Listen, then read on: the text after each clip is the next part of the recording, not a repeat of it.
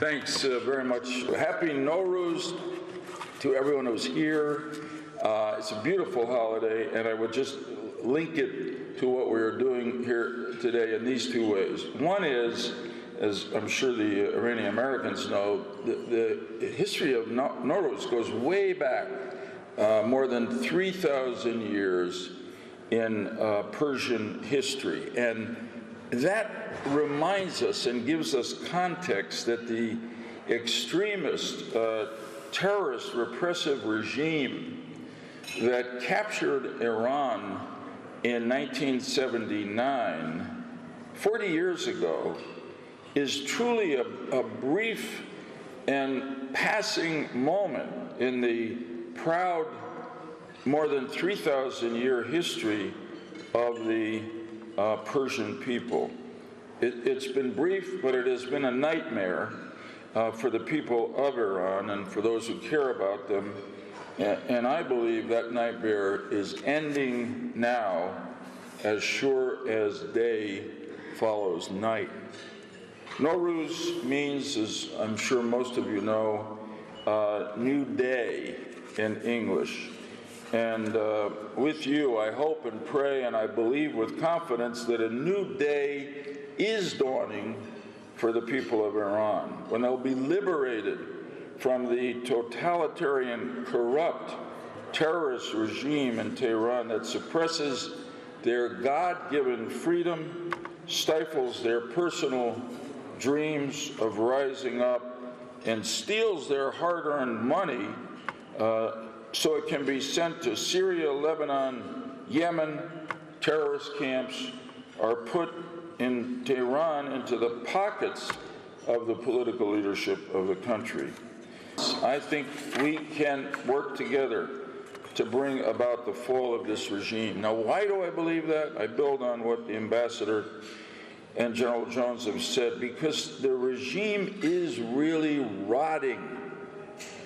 And the people of Iran courageously are rising up against the regime. But when it comes to Iran, President Trump has changed the whole game and the whole reality by breaking us out of the Iran nuclear agreement, which was a bad deal for the U.S. and a good deal for Iran, and continuing through his administration to intensify the political and economic pressure on the Islamic Republic of Iran, which is one of the reasons why the regime is rotting internally. Iran's currency, the rial, has lost 70% of its value just in the last year.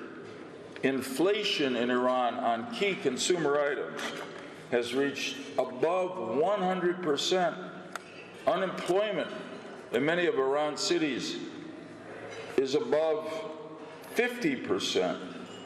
There are millions of people unemployed, living in hunger, living in poverty, and the main reason for this economic crisis is this systematic and systemic corruption and mismanagement by regime officials. They send more money and spend more money in funding terror groups, meddling outside of the country in Iran, expanding their weapons of mass destruction than to help their own people in Iran. And that's why people on the streets of Iran today are saying, shouting, carrying posters saying, leave Gaza, leave Syria, think of us, the people of Iran.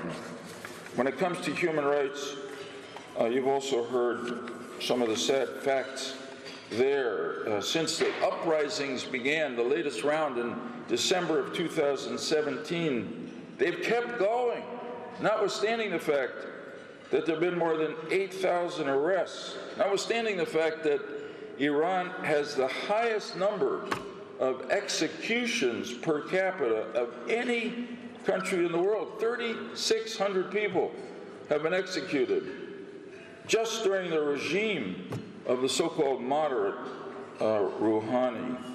In December of 2018, Amnesty International published a 200-page report documenting the details of that 1988 massacre that were referred to before. In December of this past year, 2018, just a few months ago, the Iranian regime was condemned by the United Nations for the 65th time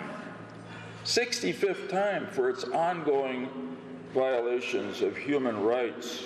So this is not just a small group of Americans, a small group of Iranian Americans. This is the United Nations condemning them. And in January of 2019, this year, Amnesty International called 2018 the year of shame for the mullah's regime. And the people are rising up. They're protesting all over Iran constantly. The strikes among the labor unions in agriculture and steel, teachers, retired people, they've had enough. They want to live a better life. They have the same dreams that all of us have for our own children. The regime is on a collision course with its own people, and I think doesn't have the strength to reverse the course. And one of the most, to me, encouraging things is that from the very top of this regime, the supreme leader and the president say increasingly that the protests that continue to go on are the work of the NCRI and the MEK. I think it was during President Roosevelt's time, he was very controversial too. They used to say about him, some people, we love him for the enemies he's made. So we love the NCRI and the MEK for the enemies you've made, which are the despots who are in charge of Iran. People are rising. There is an alternative. General Jones mentioned, I just want to say it, this is not going to be another situation where a totalitarian government forms and there's chaos. The National Council of Resistance of Iran is a broad coalition group. It's brought in all segments of the opposition to the regime, all the different ethnic groups and working groups in the regime. It has this platform that General Jones referred to. Yeah, as I heard it, I was thinking, Jim, Ms. Rajavi's platform. I hope one of the candidates for president here in the United States adopts a platform like that. They would probably make a lot more sense than they've been making so far. The reality is that the NCRI also has a plan for a transition, and it's a democratic plan with a small d. It involves elections as soon as possible to allow the Iranian people who remain gifted, notwithstanding the torture that they've lived under. They have a history of self-governance, and they are ready to make the transition to the next much better phase of their history. General Jones said some of this, but support the administration on more sanctions. Stick with the people of Iran. Stick with the opposition that is ready to provide a strong alternative. The NCRI, led by Ms. Rajavi, and this extraordinary 10-point plan. And be ready when that moment comes. It happened in June of 2009 when the people of Iran went to the streets and Netta was martyrized. This time, be ready to get our government to support the people of Iran. Each of you, members of staffs of Congress, citizens of the United States of America, can make this happen. Is that just a dream? Well, it won't be a dream if we together will it and work for it. It will be no dream. It will be a Nowruz, a new day for the people of Iran, the people of America, and the people of the world. Thank you very much.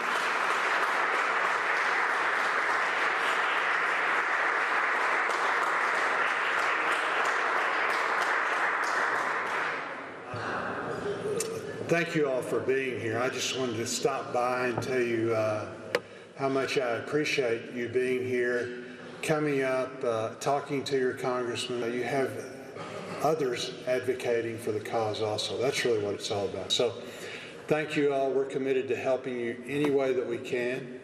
I used to have an old football coach that said that past performance was indicative of future performance, and we've been pretty helpful in the past and will continue to be so. So thank you for being here. There's no substitute for you all being up here talking about how important the issue is and how we need to move forward. So thank you very much, and again, we appreciate you being here, appreciate all you represent. Thank you.